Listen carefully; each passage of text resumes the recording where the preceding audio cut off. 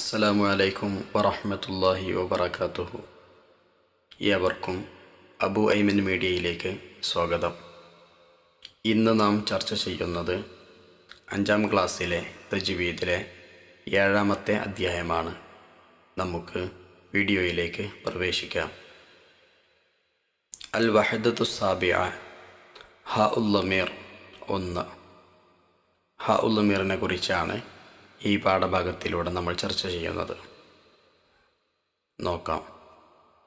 ഇന്നഹു കാന തവ്വാബാ അസ്റാ ബിഅബ്ദിഹി ലൈലാ ഫസനുയസ്സിറുഹു ലിൽയുസ്റാ ഫഅസർന ബിഹി നഖ്ആ ഫവസത്ന ബിഹി ജംആ. മുകളിലുള്ള ആയത്തുകളിലെ ഹ ഉൽ ലമീറുകൾ നോക്കൂ. അവയുടെ മുമ്പും ശേഷവും ഹർക്കത്തുകളുണ്ടല്ലോ. ഇങ്ങനെ ഹ ഉൽ ലമീറിൻ്റെ മുമ്പും ശേഷവും ഹർക്കത്തുണ്ടെങ്കിൽ ഹ ഉൽ ലമീറിനെ ഒരു അലിഫിൻ്റെ ഖദർ നീട്ടി ഓതണം. ഈ ഹാഉകൾക്ക് ശേഷം മുസ്ഹഫുകളിൽ അൽ യാഉ സഗീറ, അൽ വാവു സഗീറ എന്നീ ചിഹ്നങ്ങൾ കൊടുത്തതായി കാണാം. ഈ വിധത്തിൽ ഹ ഉൽ ലമീറിനു ശേഷമുള്ള അക്ഷരം ഹംസയാണെങ്കിൽ അവിടെ അൽ മദ്ദുൽ മുൻഫസിൽ വരുന്നതാണ്. അപ്പോൾ അൽ മദ്ദുൽ മുൻഫസിലിൻ്റെ വിധി ഇവിടെയും ബാധകമാണ്. يحسب أن ماله أخلده لا يمسه إلا المطهرون ولا أشرك به أحدا ولا يحيطون بشيء من علمه إلا بما شاء وأمره إلى الله يؤديه إليك. മുകളിലെ ആയത്തുകളിലെല്ലാം ഹ ഉൽ ലമീറിന് ശേഷം ഹംസയാണ് വന്നിരിക്കുന്നത്.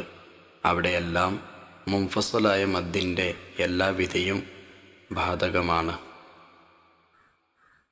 ഇനി നമുക്ക് തദ്രീബാത്തിലേക്ക് പ്രവേശിക്കാം. 1. നുജീബ്. ചോദ്യം: ഹ ഉൽ ലമീറിനെ നീട്ടി ഓതേണ്ടത് എപ്പോൾ? ഉത്തരം: ഹ ഉൽ ലമീറിൻ്റെ മുമ്പും ശേഷവും ഹർക്കത്തുണ്ടെങ്കിൽ ഹ ഉൽ ലമീറിനെ നീട്ടി ഓതണം. ചോദ്യം 2. ഹ ഉൽ ലമീറിനെ നീട്ടേണ്ട സ്ഥലങ്ങളിൽ കാണുന്ന 2 ചിഹ്നങ്ങൾ എഴുതുക. ഉത്തരം: വാവു സഗീറ, യാഉ സഗീറ. ചോദ്യം 3. ഹ ഉൽ ലമീറിന് അൽ മദ്ദുൽ മുൻഫസിൽ വരുന്നത് എപ്പോൾ? ഉത്തരം: ഹ ഉൽ ലമീറിന് ശേഷമുള്ള അക്ഷരം ഹംസയാണെങ്കിൽ. ചോദ്യം 4. ഹ ഉൽ ലമീറിനെ എത്ര നീട്ടണം? ഉത്തരം: ഒരു അലിഫിൻ്റെ ഖദർ നീട്ടണം. ഇനി നമുക്ക് 2ാമത്തെ വർഗിലേക്ക് പ്രവേശിക്കാം. നഖ്റഉൽ ആയാത്തിൽ ആതിയ വനക്തശിഫു മിൻഹ ഹ അൽ ലമീരി വനുബയ്യിനു അഹ്വാലഹ.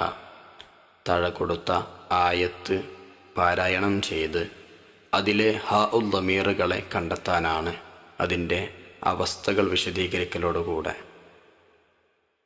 നമുക്ക് ഓതി നോക്കാം.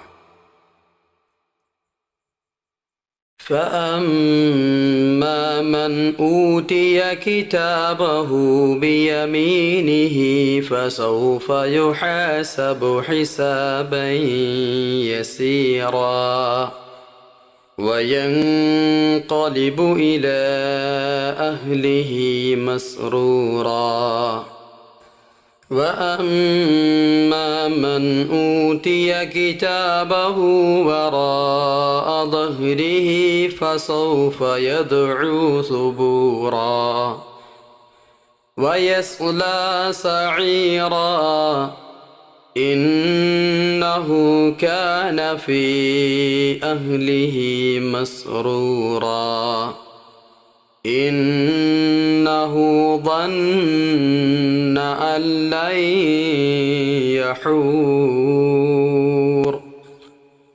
بلى إن ربه كان به بصيرا.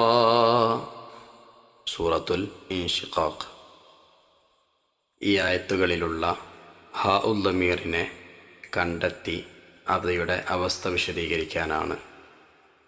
മുകളിലെ ആയത്തുകളിൽ ചുവപ്പ് അടിവരയിട്ടത് ഹാ ഉൽ ദമീറിനെ നീട്ടാൻ വാവു സഗീറ വന്നതിനുള്ള ഉദാഹരണങ്ങളാണ്. പച്ച അടിവരയിട്ടത് ഹാ ഉൽ ദമീറിനെ നീട്ടാൻ യാ ഉസ് സഗീറ വന്നതിനുള്ള ഉദാഹരണങ്ങളാണ്.